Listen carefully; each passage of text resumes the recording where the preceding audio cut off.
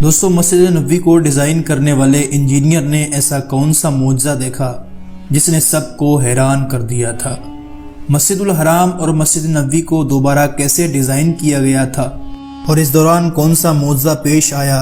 اس video کو and تک دیکھیے گا۔ دوستو آج مسجد الحرام اور مسجد نبوی جس ڈیزائن میں ہمارے سامنے ہیں، اس کو ڈیزائن کرنے والے کا نام محمد اسماعیل کمال تھا۔ وہ مصری انجینئر اور آرکیٹیکٹ تھا جس نے ظاہری دنیاوی بود و باز سے دور اور نامعلوم رہنے کو ترجیح دی۔ ڈاکٹر محمد کمال اسماعیل 1908 کو پیدا ہوئے اور 2008 میں ان کا انتقال ہوا۔ وہ مصر کی تاریخ میں ہائی اسکول سرٹیفکیٹ حاصل کرنے والے سب سے کم عمر شخص تھے، پھر رائل اسکول آف انجینئرنگ کا سب سے کم عمر طالب علم جس نے وہاں سے گریجویٹ ڈگری لی، پھر سب سے کم عمر شخص کہلایا جنہیں یورپ سے اسلامک فن و تعمیر کی 3 ڈگریاں لینے کا اعزاز حاصل ہے۔ وہ پہلا انجینئر تھا جس نے حرمین شریفین کی توسیع منصوبے کی تعمیر اور عمل برآمد کرنے کے لیے اختیارات سنبھالے۔ اس نے شافع اور بن لادن کمپنی کے بار بار اصرار کرنے کے باوجود انجینئرنگ ڈیزائن اور آرکیٹیکچر نگرانی کے لیے کسی قسم کا معاوضہ لینے سے انکار کر دیا اور کہا کہ میں 2 مقدس مساجد کے کاموں کے لیے کیوں معاوضہ لوں اور قیامت کے دن اللہ تعالیٰ کا کیسا سامنا کروں گا۔ اب سوچئے دوستو کہ دنیا کے 2 مقدس مقامات کی دوبارہ تعمیر کا ذمہ جس شخص کو اللہ دے رہا تھا، تو کیا وہ کوئی عام انسان ہوگا؟ نہیں، بلکہ کچھ ایسی باتیں ہیں جن کی بنا پر اللہ نے یہ مبارک کام ڈاکٹر محمد کمال اسماعیل سے ہی کروایا۔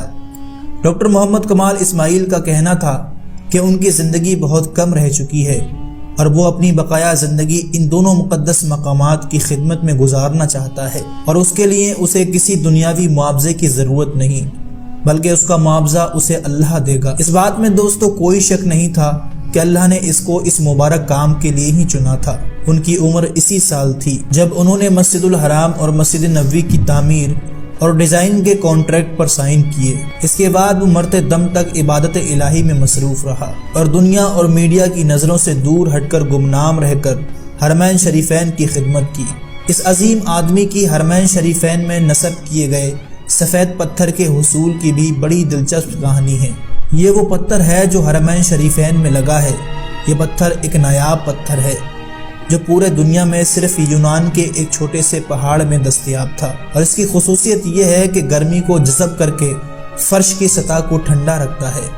ڈاکٹر محمد کمال سفر کر کے یونان پہنچے اور حرم کے لیے کافی مقدار تقریباً آدھا پہاڑ خریدنے کا معاہدہ کیا۔ معاہدے پر دستخط کر کے وہ واپس مکہ لوٹے اور سفید پتھر آ گیا اور حرم شریف میں پتھر کی تنصیب مکمل کرائی۔ جب حرم شریف کی تعمیر مکمل ہوئی تو سعودی بادشاہ نے ڈاکٹر محمد کمال کو وہی پتھر مسجد نبوی میں بھی استعمال کرنے کی فرمائش کی، لیکن اس دوران پورے 15 سال گزر چکے تھے۔ ڈاکٹر محمد کمال کو جب بادشاہ نے مسجد نبوی میں بھی ویسا ہی ماربل لگانے کو کہا تو وہ بہت پریشان ہوئے، کیونکہ اس دنیا میں واحد جگہ یونان ہی تھی جہاں وہ پتھر دستیاب تھا، جو کہ آدھا پہاڑ وہ پہلے ہی خرید چکے تھے۔ انجینئر محمد کمال بتاتے ہیں کہ وہ یونان میں اسی کمپنی کے چیف ایگزیکٹو کے پاس گئے، ان سے ملے اور ماربل کے بقایا مقدار جو بچ گئی تھی اس کے بارے میں پوچھا تو چیف ایگزیکٹو نے بتایا کہ وہ ماربل تو ہم نے آپ کے جانے کے بعد ہی بیچ دیا تھا، اب تو 15 سال ہو گئے ہیں۔ وہ سن کر ڈاکٹر محمد کمال بہت افسردہ ہوا اور میٹنگ چھوڑ کر جانے لگے تو وہاں موجود آفس سیکیورٹی سے ملے اور گزارش کی کہ مجھے اس شخص کا پتہ بتاؤ جس نے بقایا تمام ماربل کی مقدار خریدی۔ تو اس نے کہا کہ پرانا ریکارڈ تلاش کرنا تو بہت مشکل ہے، لیکن آپ مجھے اپنا فون نمبر دے دیجئے، میں تلاش کرنے کی کوشش کرتی ہوں۔ انہوں نے اپنا فون نمبر اور ہوٹل کا پتہ دیا اور اپنے ہوٹل واپس آ گئے۔ دفتر چھوڑنے سے پہلے ڈاکٹر محمد کمال نے سوچا کہ مجھے کیا ضرورت ہے کہ کسی نے خریدا ہو، اللہ خود ہی بندوبست کر دے گا۔ پھر اگلے دن ایئرپورٹ پر جانے سے چند گھنٹے قبل اسے ایک فون کال آئی کہ مجھے ماربل کے خریدار کا ایڈریس مل گیا ہے۔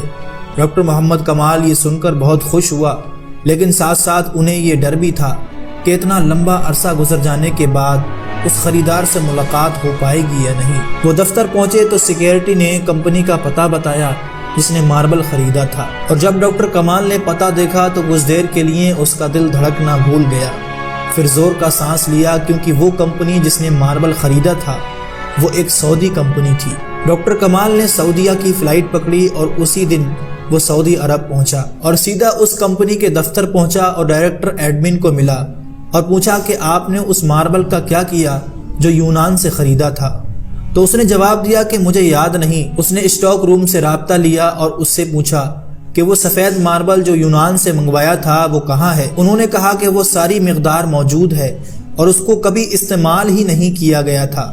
یہ سب سن کر ڈاکٹر محمد کمال ایک بچے کی طرح رونے لگا اور کمپنی کے مالک کو پوری کہانی سنائی۔ اس نے کمپنی کے مالک کو بلینک چیک دیا اور کہا کہ اس میں جتنی رقم بھرنی ہو بھر لو اور ماربل کی تمام مقدار میرے حوالے کر دو۔ جب کمپنی کے مالک کو پتہ چلا کہ یہ تمام ماربل ہمارے پیارے نبی حضرت محمد صلی اللہ علیہ وسلم کی مسجد نبوی میں استعمال ہونے جا رہا ہے تو اس نے کہا کہ 1 ریال بھی نہیں لوں گا۔ اللہ نے یہ ماربل مجھ سے خریدوایا اور پھر میں بھول گیا۔ اس کا مطلب یہی تھا کہ یہ ماربل مسجد نبوی میں ہی استعمال ہونا تھا۔ یہ وہ مسجد نبوی ہے جس کی تعمیر حضرت محمد صلی اللہ علیہ وسلم نے خود اپنے مبارک ہاتھوں سے کی تھی۔ یہ وہ جگہ ہے جہاں آپ صلی اللہ علیہ وسلم کی اونٹنی رکی تھی۔ یہ وہ جگہ ہے جس کی ایک ایک اینٹ خلفائے راشدین حضرت ابو بکر اور حضرت عمر نے اپنے ہاتھوں سے رکھی تھی۔ وہ کتنے خوش قسمت لوگ ہیں جن کو اللہ نے اپنے 2 مقدس مقامات کی تعمیر کے لیے چنا، جہاں تمام اختلافات بھلا کر دنیا بھر کے تمام مسلمان کے دل ایک ہو جاتے ہیں، جہاں دنیا بھر سے ہزاروں مسلمان ہر سال اپنے ایمان کی مضبوطی کے لیے آتے ہیں۔ یہ کتنی عظیم بات ہے کہ ایک شخص جس نے اپنی پوری زندگی اپنا پورا کر